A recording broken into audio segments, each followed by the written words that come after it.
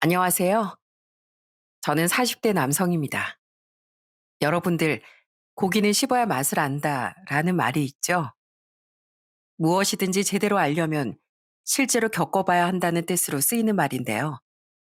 겉으로 보이는 것만 보고서 사람을 속단해선 안 된다는 뜻으로도 쓰입니다.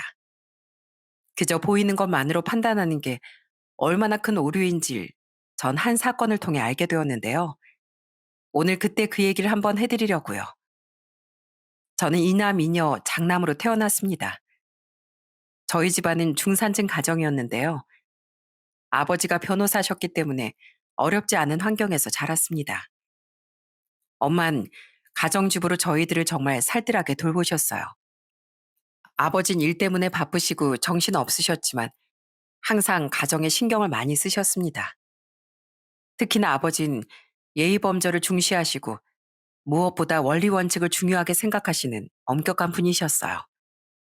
약속한 일은 어떻게 해서든지 꼭 지키려고 노력하시고 저희에게도 그래야 한다며 교육을 하셨습니다. 아버지가 저희를 가장 크게 혼내셨던 건 바로 제가 약속을 지키지 않았을 때였어요. 한 번은 제가 친구들과 한 시간 약속을 어겨 다퉜는데 그걸 아시고선 아버지가 저에게 얘기를 한 적이 있었어요. 아들, 다른 거 몰라도 사람이 한번 뱉은 말은 어떻게든 지키려고 노력해야 한단다. 다시 말하면 말 한마디 뱉는 것도 신중히 하는 거야.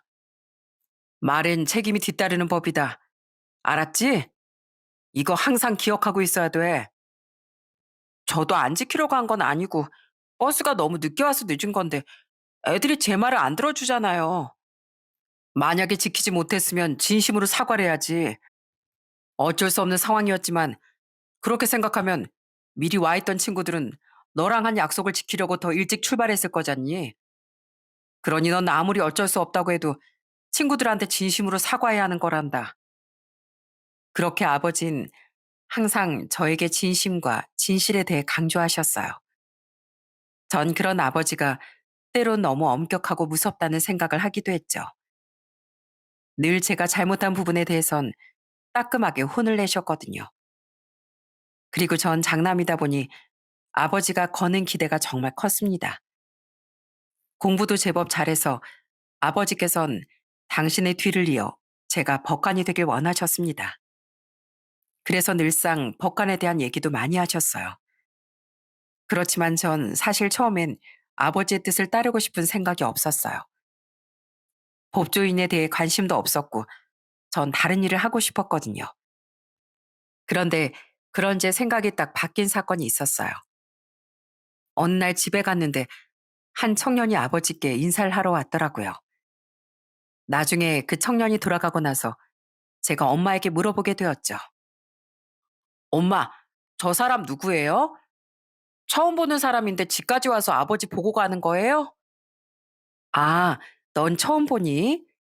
예전에 아빠 변호했던 피해자 아들이야. 벌써 저렇게 컸구나. 그때가 10년도 훨씬 넘었는데 그때 피해자 변호하다가 피해자가 지병 때문에 중간에 돌아가셨거든. 억울하게 피해 입은 거라 네 아빠가 그분 돌아가신 후에도 피해 해결하려고 돈도 안 받고 얼마나 열심히 였는지 몰라. 그거 감사하다고 이번에 인사 온 거야. 그런 일이 있었어요? 아버지가 그런 일 하셨는지 몰랐어요. 전 아버지 냉정하다고 생각했는데. 네 아빠가 말을 안 해서 그렇지 얼마나 사람들을 많이 도와줬는데 보이는 게 다가 아니야. 아빤 사명감으로 열심히 일을 하셨어. 그래서 아빤 네가 법조인으로 일을 해보길 원하신 거야. 단순히 직업이 좋아서가 아니라 세상을 더 많이 알 수 있으니까. 그래서 그런 거지. 봐봐. 이렇게 아빠가 열심히 일하니까 누군가 그걸 알아주잖아. 솔직히 그때까지만 하더라도 전 아버지가 단순히 법조인이라는 직업 자체가 좋았기 때문에 저에게 그걸 권하는 거라고 생각했어요. 그런데 그 일이 있고 나선 아버지가 그런 이유 때문에 저에게 법조인을 권한 건 아니라는 생각이 들더라고요. 그때부터 전 법조인에 대해 관심을 많이 갖게 되었습니다.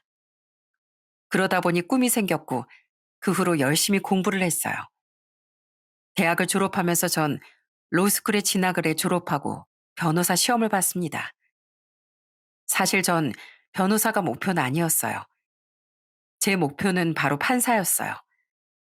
변호사 시험을 보고서 5년 정도 경력을 쌓고 나면 판사 임용 지원을 할 수 있기 때문에 그렇게 목표를 잡고 열심히 공부를 했습니다. 얼마나 노력을 했는지 모릅니다. 아마 그때가 제 인생에서 제가 제일 열심히 공부한 시기가 아닌가 싶어요. 노력 끝에 처음 변호사 시험에 합격했을 때도 가족 모두가 너무나 좋아했어요. 오랜 공부를 하면서 고생한 걸 다 알고 있었기 때문에 다들 무척이나 기뻐했습니다. 아들, 고생했다, 고생했어. 그래도 지금껏 그렇게 노력한 게 이루어지는구나. 정말 고생 많았다. 엄마, 고마워요. 앞으로 갈 길이 많이 남았지만 그래도 이렇게 결실을 맺어서 기쁘네요. 아버지, 저 진짜 열심히 해서 꼭 판사 될게요. 그래, 장하다, 우리 아들. 이 아버지 네가 잘 해낼 거라 믿는다. 그날 온 가족이 모여서 다 같이 축배를 들며 축하를 했습니다. 정말 앞만 보면서 달렸던 것 같아요. 다른 건 생각하지 않고 오로지 목표를 위해 진짜 열심히 공부를 했습니다. 그러다 보니 연애 시기도 놓치고 결혼에 대해선 크게 생각을 못 했었죠.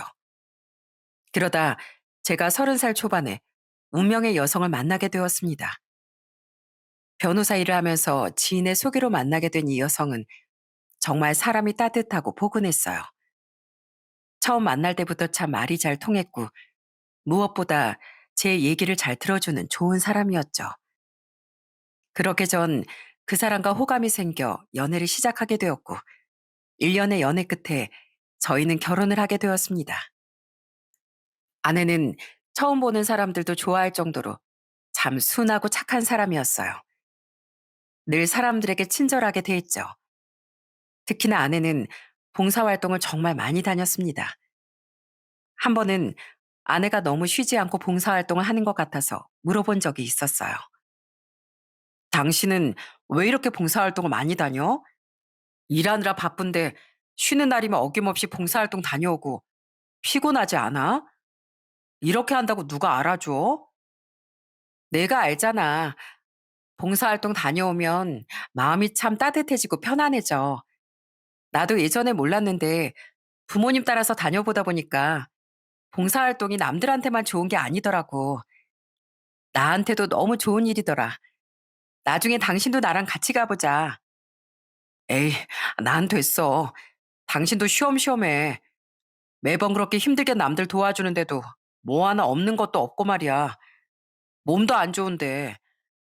난 걱정돼서 당분간 당신이 봉사활동을 좀 쉬었으면 좋겠는데. 여보, 세상엔 나만 사는 것도 아니고 다 같이 더불어 사는 거잖아. 다 같이 행복하게 잘 살면 좋지. 몸은 조금 지쳐도 마음이 얼마나 따뜻해지는지 몰라.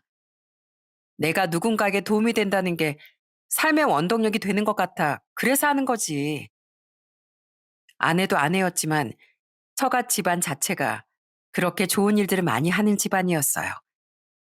장인어른은 사업을 하셨는데 평상시에도 정말 좋은 일을 되게 많이 하셨습니다.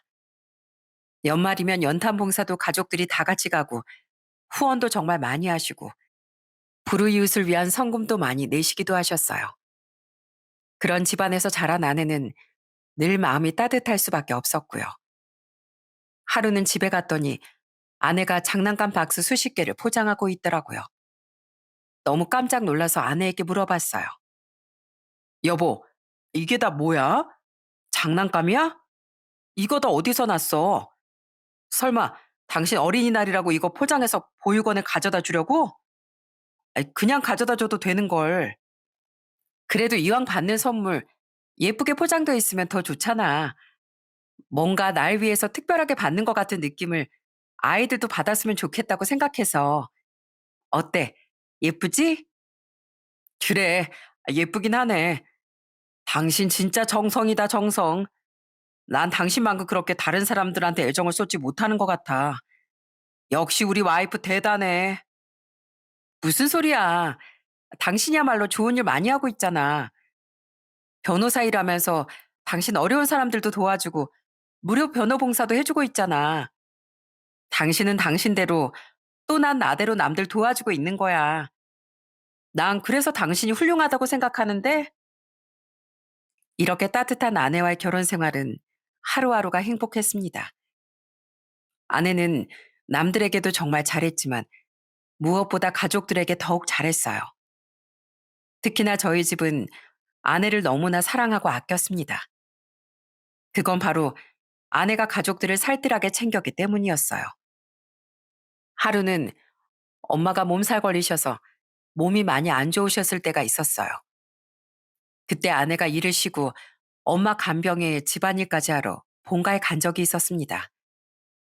그것도 저에게 말 한마디 안 하고요. 그걸 전 나중에서 알게 됐는데 그것도 저희 어머니가 저에게 전화가 오면서 알게 되었죠. 아들, 바쁘니? 내가 안 그래도 너한테 전화한다고 한 걸 몸이 안 좋으니까 깜빡했다. 어머니, 괜찮아요? 몸살 걸리셨다면서요. 몸은 많이 나아지셨어요? 저 주말에 쉴 때 한번 갈게요. 그리고 식사는 좀 하셨어요? 내 걱정하지 말고 네 와이프한테 잘해. 나 아프다고 하니까 아침부터 와가지고선 죽 끓여주고 집안일까지 싹 다 해주고 갔다. 네 아버지 좋아하는 버섯 전골도 끓여다 놔서 아버지가 얼마나 맛있게 드셨는지 몰라. 어쩜 애가 야무지고 꼼꼼하니. 생강차도 달여다 줘서 잘 먹었어. 제 아내가요? 집에 간다는 소리 없었는데 거기 갔었어요? 그래. 혹시라도 너 신경 쓸까봐 말도 안 한 것 같아서 내가 말해주는 거야. 네 아내 같은 사람이 어딨니? 시부모 아프다고 하면 와서 살뜰하게 챙기고 내가 너무 고마워서 눈물이 다 나더라. 네가 신경 써서 잘해주렴. 이렇게 주변에도 늘 따뜻한 마음을 베푸는 아내를 볼 때면 정말 존경스러운 마음이 들 때도 많았습니다. 아내는 그렇게 베풀면서도 어떠한 대가도 바라지 않았거든요. 그런 사람이 제 아내라는 게 너무나 행복하고 좋았어요. 그렇게 행복이 평생 갈 줄만 알았습니다.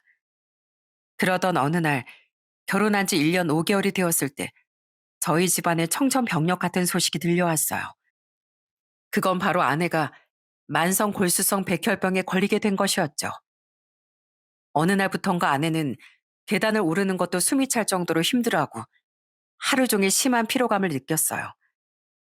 이상하다 생각이 들어 건강검진을 받았는데 이 못된 불치병 진단을 받게 된 것이었죠. 이미 어느 정도 진행이 되어 있는 상태라 표적 치료제를 쓰면서 투병 생활을 그때부터 하게 되었네요. 정말 그렇게 밝고 환했던 아내는 한순간에 기력을 잃고 말았습니다. 그런데 아내는 정말 힘든 그 와중에도 절 먼저 생각을 하더라고요. 한 번은 입원을 했다가 잠시 퇴원을 했던 날이었어요. 의뢰인이 있는 지방으로 출장을 가게 되었는데 아내가 아침부터 제 도시락을 싸주기도 했습니다. 전 그걸 보고 속에서 울컥 눈물이 나와 괜히 아내에게 투정을 부리기도 했어요. 여보, 그냥 쉬지 못하러 새벽부터 고생했어. 이런 거 안 싸도 된다니까. 그냥 가서 사 먹으면 돼. 그래도 당신 이거 좋아하잖아. 내가 만든 샌드위치. 당신 가면서 먹으라고 오랜만에 싸봤어. 오늘 일어나니까 나 컨디션도 괜찮더라고. 그래도 이렇게 집에 있을 땐 당신 뭐라도 챙겨줘야지. 괜찮아. 이런 거 아무것도 안 해도 되니까 하지 마. 당신 몸도 안 좋은데 이런 거 당분간 하지 마. 당신 다 나오면 얼마든지 해줄 수 있잖아. 언제 그렇게 될지도 모르는데 이렇게라도 해야 내가 마음이 좀 편해서 그래. 얼른 잘 다녀와. 저녁은 당신 먹고 싶은 걸로 내가 해놓을 테니까 걱정하지 말고 운전 조심해. 그렇게 아내가 싸준 도시락을 먹으며 얼마나 울었는지 모릅니다. 하루하루 야위어가는 게 눈으로 다 보이는데도 아낸 제 앞에선 아무렇지 않은 척 웃으며 절 대하더라고요. 그때 저 역시 아내 앞에선 절대 눈물을 흘리지 않았지만 속은 정말 타들어가는 듯 했어요. 그러다 3년의 투병 생활 후 결국 아내의 병은 급격하게 나빠지고 말았어요. 마지막으로 아내가 급하게 입원을 했을 땐 호흡 곤란으로 말도 제대로 하지 못할 정도였어요. 정말 끝까지 포기하지 말라는 말로 아내를 붙잡았지만 아내의 호흡은 계속해서 약해지더라고요. 그렇게 전 누구보다도 사랑했던 아내를 떠나보내게 되었습니다. 장례식을 어떻게 치렀는지 기억이 나지 않을 정도로 전 정말 많이 오열을 했어요. 그렇게 모든 사람들에게 사랑을 받았던 아내였기에 저뿐만 아니라 처가집 식구들, 저희 집 식구들 모두 아내와의 이별을 받아들이지 못했습니다. 장례식 후 1년은 정말 정신없이 지냈네요. 말 그대로 하루 종일 일에 파묻혀 살았습니다. 주변에서 오히려 쉬라고 말릴 정도로 전 그렇게 미친 듯이 일만 했어요. 그러다 제가 정신을 차리게 된 계기가 있었죠. 그날은 제가 쉬는 날이라 아침부터 멍하니 침대에 누워 있었어요. 아내가 떠나고 심한 무기력감과 우울감에 그땐 쉬는 날에 아무것도 하지 않았거든요. 그런데 갑자기 누군가가 초인종을 누르더라고요. 나가봤더니 그 앞에 서 있는 사람은 다름 아닌 아버지셨습니다. 아버진 옷을 입으라는 말만 하시고선 절 데리고 어디론가 가셨어요. 그렇게 도착한 곳은 한 장애인 복지시설이었습니다. 아버진 별말 없이 절 데리고서 거기서 청소도 하고 물건도 나르며 봉사활동을 같이 하셨어요. 그런데 그렇게 하루 종일 봉사활동을 하다 보니까 집에 가는 길에 몸이 정말 나른하고 피곤하더라고요. 그때 딱 생각이 나는 사람이 바로 아내였어요. 아버진 절 집으로 데려다 주면서 딱 한마디만 하셨습니다. 너 이러고 사는 거 우리 며느리가 알면 좋아하겠냐? 아버지, 저 잘 살고 있어요. 걱정하지 마세요. 잘 살긴 엄마가 네 걱정에 하루하루 눈물바람이다. 며느린 하늘에서 이거 다 보고 있을 텐데 가슴 찢어져서 어디 마음 편히 있겠어? 안 그래도 여기서 아파서 힘들어했던 애 거기 가서까지도 힘들게 할 셈이냐? 다른 말 필요 없고 저기 가서 앞으로 봉사활동해. 매 주말마다 가기로 약속했으니까 그렇게 알고. 그렇게 전 봉사활동을 시작했어요. 봉사활동을 하다 보니까 아내가 왜 그렇게 자주 봉사에 갔는지 저도 알겠더라고요. 처음엔 몸이 고되고 힘들기도 했는데 조금씩 뿌듯함과 기쁨을 느끼게 되었어요. 저의 작은 손길을 정말 감사해하는 분들을 보면서 아내가 말했던 것처럼 이런 게 다 살아가는 이유이구나 하는 생각이 들었습니다. 처음에 1년 정도만 해봐야지 생각했던 봉사활동도 무려 8년이나 하게 되었어요. 제 생활에서 유일한 낙이 봉사활동이 되기도 했습니다. 정말 뿌듯한 일도 많았어요. 주기적으로 가는 연탄 봉사에선 항상 그분들이 제 손을 잡고 늘 고마워하세요. 정말 감사합니다. 저 높은 계단 오르내리면서 연탄 나르는 게 쉬운 일이 아닌데 우리가 해야 할 걸 이렇게 도와주시니 올겨울은 따뜻하게 보낼 수 있겠네요. 정말 감사합니다. 아닙니다. 할머님 겨울 내내 아끼지 마시고 따뜻하게 지내세요. 내년에도 꼭 다시 봬요. 그러니까 건강도 잘 챙기시고요. 감사합니다. 이 늙은이 챙겨주는 사람이 있다는 게 얼마나 감사한 일인지 몰라요. 이거 목마를 때 마셔요. 내가 뭐 줄 건 없고 저기 동사무소 갔다가 받아온 건데 하나 남은 거 드세요. 아유, 이 귀한 걸 감사합니다, 어르신. 제가 내년에도 또 올게요. 그렇게 봉사를 할 때면 이렇게 하나 남은 음료수도 기꺼이 내어줄 정도로 정말 감사해 하시고 고마워하셨어요. 그런 모습을 보면서 참 이런 게 사람 사는 거구나 싶은 생각도 많이 들었답니다. 그러다 정말 깜짝 놀랄 일을 겪게 되었어요. 그날도 연탄 봉사를 하러 갔었는데 그날 거기서 아내와 정말 닮은 사람을 만나게 되었거든요. 그 사람은 아내와 외모도 닮았지만 성격도 비슷해서 너무 놀랐어요. 처음엔 친척인가 했더니 아니더라고요. 아내와 닮았던 그 사람은 그날 이후로 봉사활동을 하면서 자주 마주치게 되었습니다. 그러다 보니 점점 친해지게 되었어요. 그 여잔 평범한 직장인이었고 주말마다 봉사활동을 나오는 사람이었습니다. 같이 술자리 몇 번 했는데 정말 유쾌하고 사람이 밝고 따뜻한 그런 사람이더라고요. 한 번은 봉사활동 뒤풀이로 같이 밥을 먹는데 제가 궁금해서 물어봤던 적이 있었어요. 수영 씨는 왜 이렇게 봉사활동 많이 와요?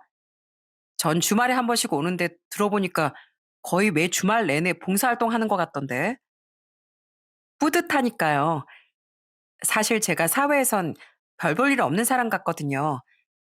그런데 봉사활동하면 정말 제가 살아있는 게 느껴져요. 내 도움이 필요한 것도 있구나. 그런 생각도 들고, 내 도움으로 사람들 생활이 더 좋아지면 더 행복하고요. 그래서 오는 거죠. 전 이 사람의 말을 듣고 정말 깜짝 놀랐어요. 전 아내가 했던 얘기랑 비슷했거든요. 이 사람도 그렇게 따뜻한 마음을 갖고서 봉사활동을 하러 오는 거구나 싶어 정말 존경스러웠답니다. 그렇게 저희는 자주 만나며 대화도 자주 나눴고 서로에게 호감이 생겨 연애를 시작하게 되었어요. 사실 처음에 제일 걱정이었던 건 바로 여자친구가 제 전 결혼에 대해 어떻게 생각을 할까였어요. 그런데 여자친구의 반응은 뜻밖이더라고요.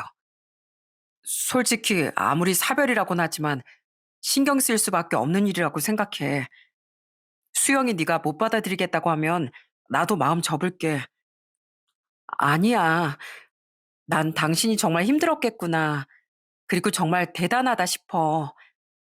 그런 슬픈 상황 속에서도 다른 사람들을 위해 봉사활동하러 다닌 거잖아. 그게 진짜 쉽지 않은데 말이야. 정말 대단해. 대단하긴. 사실 난 그냥 내 아픔 잊으려고 봉사활동한 거지. 정말 괜찮겠어? 내 이런 과거가 있어도 신경 쓰이지 않겠어? 신경이 안 쓰인다는 건 거짓말이지. 그것보다 난 당신 얘기 듣고 나서 가장 먼저 생각난 게 당신이 참 고생이 많았다는 생각뿐이야. 그동안 많이 슬펐겠네. 난 괜찮아. 그러니까 이젠 고민하지 말고 앞으로 나랑 행복하게 잘 지내자. 누군가에겐 참으로 놀라운 사연이고 만남을 주저할 수도 있는 일이지만 오히려 절 배려하고 위해주는 그런 여자친구에게 참 고마웠어요. 그렇게 연애를 하면 할수록 전 이 사람과 평생을 함께하고 싶다는 생각이 들었어요. 그렇지만 제 입장에선 결혼 생각을 한다는 것조차 욕심이라고 느껴졌습니다. 연애와 결혼은 정말 다르잖아요. 그래서 정말 결혼하자는 말이 목구까지 차올랐지만 몇 날 며칠을 말도 못하고 주저했을 때가 있었는데 그때 먼저 나서준 게 바로 제 여자친구였습니다. 혹시 내년쯤에 한 열흘 정도 휴가 낼 수 있어? 휴가? 갑자기 왜? 내년은 아직 잘 모르겠는데 왜?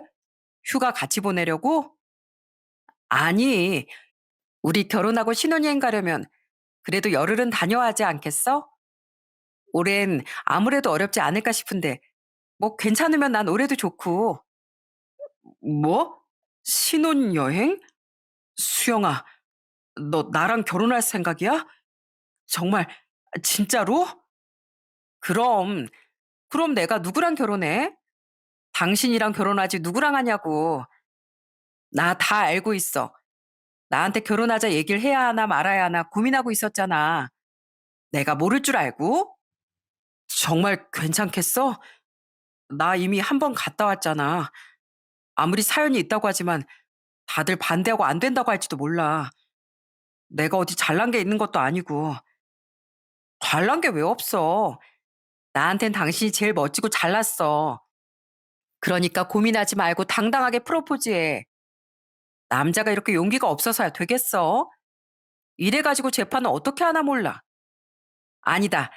내가 먼저 프로포즈 할게. 나랑 결혼하자. 내가 당신 행복하게 해줄게. 그렇게 누구보다 씩씩하고 당당한 그녀의 프로포즈로 저희는 결혼을 결심하게 되었습니다. 어떻게 이렇게 멋진 사람이 있을까요? 정말 저에게 또다시 큰 행운이 찾아왔다고 생각을 했네요. 그런데 솔직히 예비 아내도 그래도 제 상황을 다 알고 있었으니 그나마 나았지만 제일 걱정은 장인 장모님의 허락을 어떻게 받아야 할지 너무나 걱정이 되었어요. 정말 엄청난 긴장 속에 인사를 가게 되었는데 제 생각과는 다르게 장인 장모님께서도 너무 따뜻하고 좋으신 분들이더라고요. 처음 인사를 갔을 때부터 이미 모든 사실을 다 알고 계셨습니다. 이미 예비 아내가 다 얘기를 한 상태였어요. 수영이한테 모든 얘기 다 들었네. 자네 전에 결혼했던 얘기랑 사별한 것도 다 들었어. 꺼내기 힘든 얘기였을 텐데 우리한테 다시 설명할 필요 없다고. 우리가 이렇게 미리 얘기하는 걸세. 지금 이 나이 먹은 나도 힘든 일을 어떻게 자네가 그 나이에 겪었는가. 고생이 많았겠네. 아닙니다, 아버님. 정말 죄송합니다. 제가 한 번 결혼도 했었고 잘난 것도 없는 사람입니다. 그런 제가 따님과 결혼하겠다고 온 것 자체가 사실 죄송스럽다고 생각했습니다. 그래도 저 수영이 어떻게 해서든 세상에서 제일 행복한 사람으로 만들 자신 있습니다. 그래, 고맙네. 우린 다른 거 말고 우리 딸이랑 행복하게 잘 지내는 것만 바라고 있네. 그러니 아무 걱정하지 말고 잘 살 생각만 하게나. 그렇게 예비처가 허락을 받고 난 뒤 저희 집에도 인사를 드리게 되었어요. 사실 연애란다는 건 부모님도 아시고 계셨지만 결혼을 할 거라곤 예상을 못 하셨던 것 같아요. 아마 제가 다시는 결혼을 하긴 힘들 거라고 생각을 하셨을 겁니다. 그동안 아무것도 안 하고 일만 했었고 내내 전 아내를 그리워했던 모습만 보았기에 연애도 놀라웠는데 결혼은 더 예상을 못 하셨겠죠. 그래서 처음에 인사를 가자마자 너무 기뻐하시던 부모님 표정이 지금도 생생하게 기억이 납니다. 그때 엄마가 예비 아내의 손을 잡고 눈물을 훔치시며 말을 하셨거든요. 부족한 우리 아들, 이렇게 아껴줘서 고맙다. 선뜻 받아들이기 어려운 상황이었을 텐데 어떠한 고민 없이 받아줬다는 것도 너무 고맙구나. 사실 난 우리 아들이 결혼할 수 있을 거라고 생각조차 못했어. 우리 아들 마음 잡아줘서 정말 고맙다.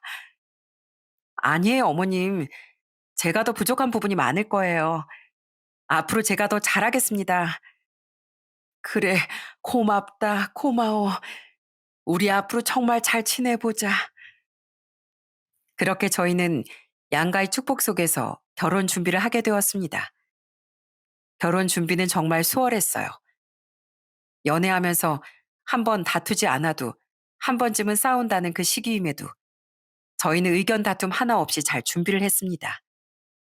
그러다 예비 아내가 동창 모임에 간 날이었어요.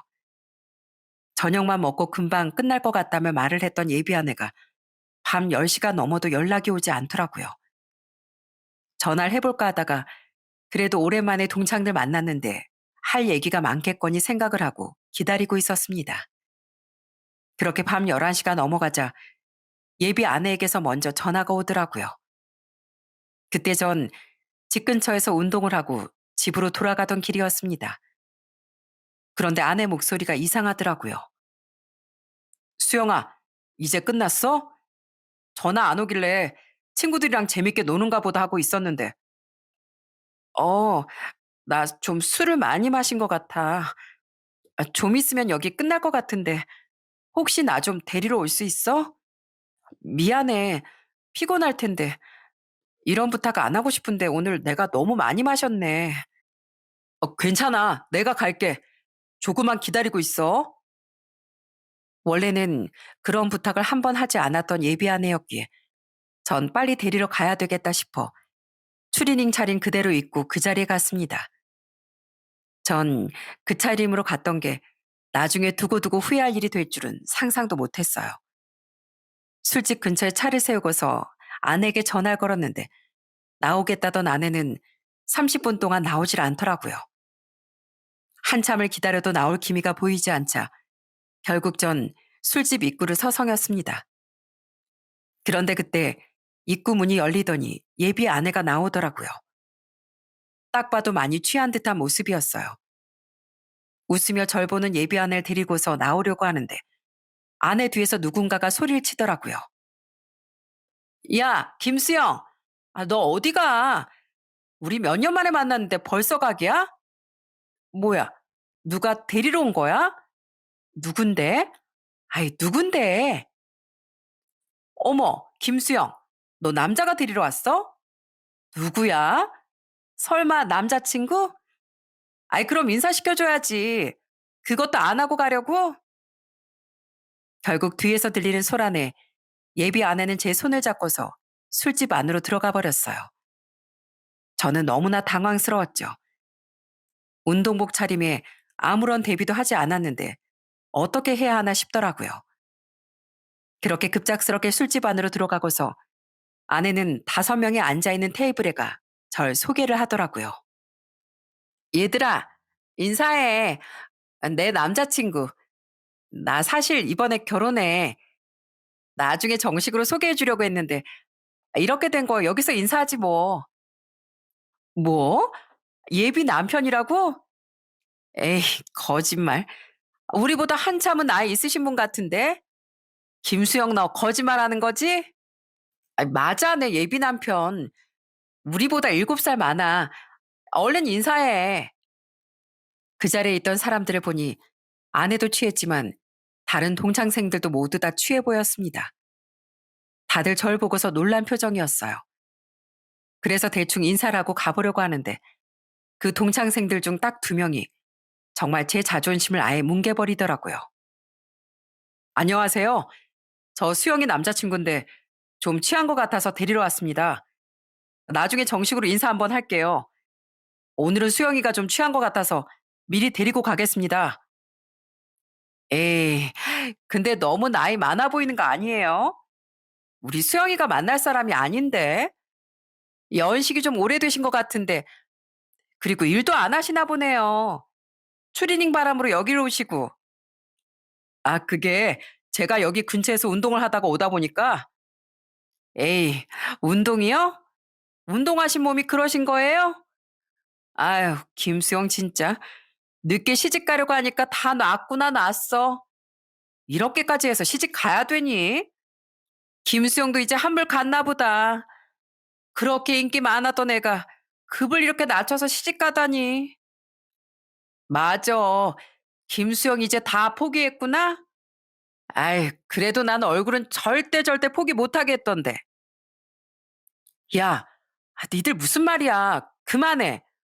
우리 남편이 뭐가 어때서. 니들 자꾸 그러면 앞으로 안 본다. 아유, 기집애. 콩깍지 단단히 끼워졌네. 야, 친구니까 이런 말도 할 수 있는 거야. 정신 차려 이거사. 솔직히 제 얼굴이 잘난 얼굴은 아니었지만 사람 연전에다 대고 저렇게 얘기하는 거 들으니 저도 너무 감정이 상하더라고요. 제 모습을 보면서 낄낄대며 비웃는 걸 보곤 이건 아니라는 생각이 들었습니다. 그래서 한마디를 했어요. 저 못난 거 압니다. 그래도 초면인데 이렇게 추링이 있고 찾아온 건 저도 실례라고 생각은 하지만 그래도 처음 본 사람에게 그렇게 모욕적인 말을 하시면 안 되죠. 이렇게 사람들 앞에서 모욕적으로 얘기하시면 명예훼손으로 벌받을 수도 있습니다. 제 말에 그 동창생 2명이 깔깔대면서 포복절도를 하더라고요. 그러더니 저를 또 비웃더군요. 에? 명예훼손이요? 뭐 그쪽이 뭐라도 돼요? 뭔데요? 뭐 경찰이라도 되나 봐. 인상은 경찰이 아닌데. 하고 오신 꼴을 보니 백수인데 뭘. 드라마 좀 보셨나 봐요. 저 대한민국 판사입니다. 네? 웃기고 자빠졌네. 무슨 판사? 그쪽이 판사면 제 손에 장을 지지네요. 판사가 이러고 다니는 게 어딨어요? 그러게 말이야. 판사가 무슨 이런 꼴로 다녀. 딱 봐도 제대로 된 직장 다니는 거 안 같은데 뭘. 그렇게 제 정체를 밝혔는데도 그 동창생 2명은 아예 제 말을 믿지도 않더라고요. 그러면서 비웃는 모습을 보니 정말 기가 막히고 어처구니가 없었어요. 그런 상황에서 갑자기 예비 아내가 나섰어요. 야, 우리 남편 대한민국 판사 맞아. 진짜라고, 진짜. 왜 거짓말 하겠어? 뭐? 진짜라고? 에이, 설마, 거짓말이지? 네, 진짜입니다. 제가 지금 운동복 차림이라 명함은 따로 없지만 맞습니다. 말씀드렸잖아요. 지금 다들 말 실수하셨어요. 제 말에 갑자기 분위기는 싸해졌어요. 지금껏 절대 아니라고 깔깔 비웃던 동창생 두 사람도 갑자기 조용해졌습니다. 동창생 두 사람은 정말 어떻게 해야 할지 모르고 있더라고요. 전 그 두 사람에게 얘기를 했습니다. 아무리 술에 취하셨어도 사람을 존중할 줄 아셔야지. 이건 해도 해도 너무한 거 아닙니까? 친구라면서요. 친구 예비 남편 인사라면 그래도 존중을 해 주셔야죠. 아니, 그러니까 왜 그렇게 운동복을 입고 오셨어요? 판사 얼굴처럼 안 보이는데 솔직히 좀 그렇잖아요. 맞아요. 머리가 좀 없으셔 가지고 진짜 판사일 거라고는 생각도 못 했네. 무슨 일용직이나 다니는 줄 알았죠. 어떻게 사람 얼굴만 보고 판단을 합니까? 머릿수도 없으면 판사 못 한답니까? 외모로 직업 찾나요? 그리고 요즘 세상에 아무리 친구라고 해도 그런 인신 공격까지 하는 사람이 어디 있습니까? 이렇게 한 거 다 모욕죄, 명예훼손죄인 거 아시죠? 그게 아니라 정말 잘못했어요. 미안합니다. 그런 뜻으로 한 게 아니라요. 저희가 술을 좀 많이 마셔 가지고 좀 취했나 봐요. 정말 죄송해요. 정말 그런 뜻이 아니었어요. 그제서야 그 두 명은 저한테 미안하다며 고개를 숙이고서 잘못을 고했습니다. 그랬더니 다른 동창생 친구들도 그 두 명을 보면서 얘기를 하더라고요. "야, 니들 그럴 줄 알았어. 저는요 아무 말도 안 했어요. 얘들이 원래 장난이 좀 짓궂거든요. 그 입방아 때문에 쟨 3년 전에 이혼도 당했고요. 얘는 아직도 결혼도 못 했거든요.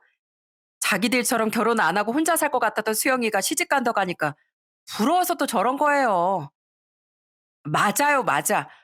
에휴, 니들 그럴 줄 알았다. 아슬아슬하게 농담하더니만 결국엔 야, 니들 제대로 사과해. 이게 뭐 하는 거야? 그렇게 말려도 말도 안 듣더니 그렇게 주변에서 사과하라며 난리를 피우자 그 두 사람은 멋쩍은 듯 저에게 얘기를 했습니다. 정말 죄송합니다. 저 수영이랑 진짜 친한 사이예요. 괴롭힌다고 한 게 아니라요. 그냥 예비 남편이라고 그래서 장난한다고 한 건데 제가 술 취해서 너무 도가 지나쳤네요. 정말 죄송합니다. 됐습니다. 오늘 이렇게 인사드린 걸로 하죠.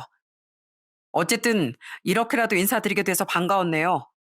다음엔 부디 더 좋은 모습으로 뵙겠습니다. 그날은 그렇게 끝이 났어요. 처음엔 너무 화가 나더라고요. 어떻게 저런 사람들이 아내 친구인가 싶을 정도였죠. 예비 아내는 그 친구들이 원래도 입방정이 장난이 아니었다며 안 그래도 몇 번 얘기를 해도 고쳐지지 않았었는데 아까 표정을 보니 너무 통쾌했다면서 저에게 미안하다며 사과도 하고 절 달래줬어요. 그렇게 결혼을 준비하다가 얼마 뒤 정식으로 아내가 그 동창생 친구들에게 청첩장을 주러 가게 되었습니다. 그러다 몇 시간 후 저에게 전화가 왔더라고요. 재밌게 놀고 있어? 오늘은 술 적당히 마셔. 지난번처럼 취하면 진짜 안 된다. 당신 내일 할 일 많다고 했잖아. 우리 오늘 술 안 마셔. 그리고 있지? 당신 혹시 여기 올 수 있어? 바쁘지 않으면 와서 인사 한번 하는 거 어때? 지금? 왜? 또 나 놀리게? 나 못났다고 또 그러려고 오라고 하는 거 아니야? 저번에 그렇게 당했는데 또 가서 당하라고? 아유, 안 돼. 에이, 그런 거 아니야. 그런 거 아니고 정식으로 소개하는 날인데 얼굴은 봐야지. 우리 끝나가니까 당신 와서 인사하고 같이 가자. 갑작스런 초대에 저는 너무나 당황스러웠어요. 그래도 정식으로 청첩장을 주러 간 날인데 제가 안 가는 것도 아닌 것 같아 결국 가겠다고 했습니다. 그런데 저번에 그렇게 못나게 해서 그 꼴을 당했으니 이번엔 본때를 보여줘야 되겠다 싶은 생각이 들더라고요. 원래 외모엔 그다지 신경을 쓰는 편이 아니었는데 이번엔 꾸미고 가야 되겠더라고요. 그래서 저 나름대로 엄청 신경을 쓰고 거울을 몇 번이나 봤는지 모릅니다. 그래도 제가 키는 181이어서 제가 키 큰 덕분에 다행이라는 생각이 들었죠. 안 쓰던 가발도 쓰고 향수까지 뿌리고 양복도 이것저것 입어보면서 그날 제일 괜찮은 옷으로 입고 나섰습니다. 그렇게 잔뜩 차려입고서 떨리는 마음으로 딱 들어갔더니 들어가자마자 전 깜짝 놀랄 수밖에 없었어요. 아내 동창생 친구들이 입구에서부터 나와서 박수를 치며 절 환영해 주더라고요. 결혼 축하해요. 우리 정식으로 청첩장 받았어요. 어머, 근데 뭐야? 그때 그분 맞아요? 다른 사람 아니세요? 난 다른 사람 들어오는 줄 알았네. 저 맞습니다. 그때 그 사람 맞아요. 어머, 못 알아볼 뻔했네. 머리가 그땐 이렇게 막 없었는데? 원래 이렇게 풍성하셨었었나? 야, 너 또 눈치 없이 가발이잖아, 가발. 입 좀 다물어. 어머, 완전 딴 사람 같아요. 너무 멋있어요. 역시 수영이가 보는 눈이 있네. 그러지 말고 여기 앉으세요. 그때 동창회에서 난리를 피웠던 요주의 인물 두 사람은 그날 저에게 쌩긋쌩긋 웃으며 잘해줬습니다. 그러더니 저에게 진심을 들려주더군요. 그때 저희가 얼마나 후회했는지 몰라요. 술에 취해서 그런 말 하긴 했지만 그래도 우리 그렇게 나쁜 사람들 아니에요. 혹시나 오해하셨을까 싶어가지고요. 저희가 얼마나 미안했던지 다음날 바로 수영이한테 사과했다니까요. 맞아요. 우리가 장난이 좀 심해서 그렇지 수영이랑은 중학교 때부터 친구거든요. 진심이 아니었다는 거 꼭 알아주세요. 술 취해서 저희가 친해진다고 나름 장난한 건데 미안해요. 수영이하고는 완전 절친이거든요. 솔직히 이렇게 셋이서 이젠 미혼으로 다 같이 가는구나 싶었는데 수영이가 갑자기 결혼한다고 하니까 서운한 마음에 정말 미안합니다. 아니에요. 뭐 그날 일 있고 나서 저도 생각을 많이 하게 되더라고요. 덕분에 거울도 한번 더 보게 되고 옷도 더 신경 쓰게 되고요. 다른 사람들에게 보이는 모습도 신경을 써야 된다는 걸 이번에 많이 느꼈습니다. 뭐야, 아직도 우리한테 앙금이 남아있구나. 미안해요. 아유, 아니에요. 진심으로 저도 괜찮습니다. 그런 의미로 제가 와인 한 잔씩 따라드리죠. 그렇게 저희는 웃으며 즐거운 시간을 보냈습니다. 실제로 그 두 사람과 얘기를 나눠보니 나쁜 사람들은 정말 아니더라고요. 물론 농담이 심하긴 했지만 누구보다 제 예비안을 아껴주고 위해주는 좋은 친구들이었어요. 오랜 시간 함께한 세월이 있다 보니 농담의 정도가 지나쳤을 뿐 진심은 그게 아니더라고요. 대신 그래도 그날의 사건 이후로 본인들도 말이 지나치다는 걸 크게 깨달아서 요즘은 조심을 한다고 하더라고요. 그 친구들은 마지막으로 헤어질 때까지 저에게 신신당부를 했어요. 우리 수영이 정말 착한 애예요. 제 주변에서 수영이만큼 착한 애 한 명도 없어요. 아시죠? 그러니까 우리 수영이 눈에서 눈물 나게 하면 제가 막 쫓아갈 거예요. 네, 알겠습니다. 저도 수영이 같은 여자가 제 아내가 된다는 게 정말로 행복합니다. 저한테 이런 복이 있다는 게 얼마나 행운이고 행복한지 몰라요. 누구보다 제가 잘 알고 있습니다. 저한테 분에 넘치는 사람이라는 걸요. 그러니 친구분들이 신경 쓰이지 않도록 제가 남편으로서 더 잘할게요. 그러니 걱정하지 마시고 저 믿어주세요. 어머, 역시 판사라 정리 한번 딱 잘하시네. 오케이, 합격. 우리 수영이 마음 놓고 보내주는 거예요. 그렇게 저희는 모두의 축복 속에 결혼을 하게 되었습니다. 아내는 정말 저희 집안의 보물이 되었어요. 부모님도 얼마나 아내를 아끼는지 모릅니다. 항상 제게 강조하며 하는 말은 아내를 아끼라는 말뿐이세요. 아들, 넌 진짜 복 받았다. 복 받았어. 요즘에 저런 애가 어디 있니? 요즘은 다들 시어머니한테 대들고 시댁이라고 하면 말만 들어도 싫어하는 사람들이 얼마나 많은데 우리 수영인 그런 것도 없고 너무 예쁘다. 예뻐. 넌 수영이 없고 살아야 되겠다, 얘. 저도 알아요, 엄마. 엄마, 저 결혼하고 나서 오랜만에 이렇게 좋아하시는 거 보네요. 그렇게 며느리가 예쁘세요? 그럼 난 우리 며느리 보기만 해도 아깝고 예쁘다. 그러니까 너도 수영이 많이 아껴줘. 특히나 아버진 원래 저랑도 말을 많이 하는 편은 아니었는데 우리 아내만 오면 얼마나 말이 많아지시는지 모릅니다. 임신을 했을 땐 완전 집안 잔치를 열 기세셨어요. 우리 며느리 왔어? 몸도 힘들 텐데 여기까지 오느라 얼마나 고생했니? 잘 왔다, 잘 왔어. 여기 편안하게 앉아 있거라. 이 시애비가 물 떠다 주마.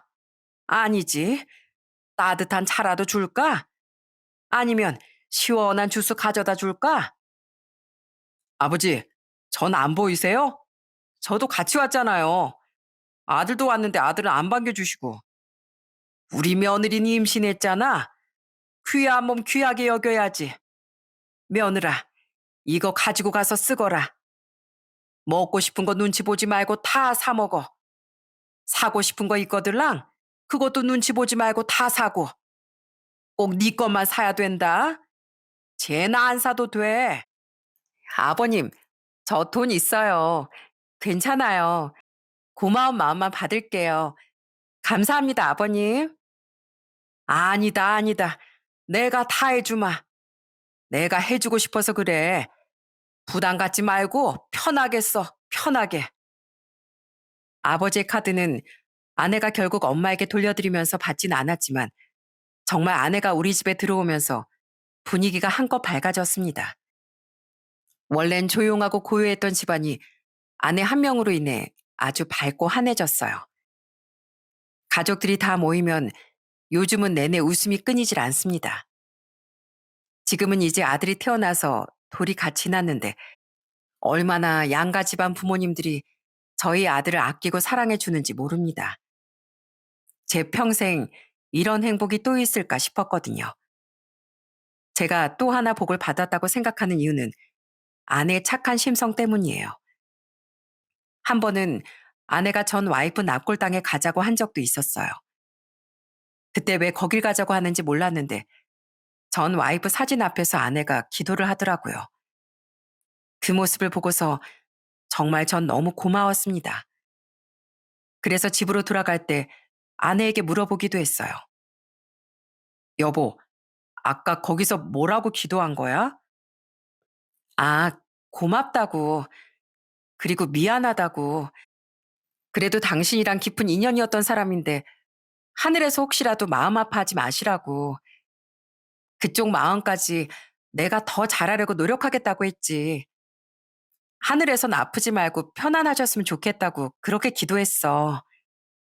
여보, 고마워. 솔직히 전 와이프 납골당 오기 쉽지 않은데.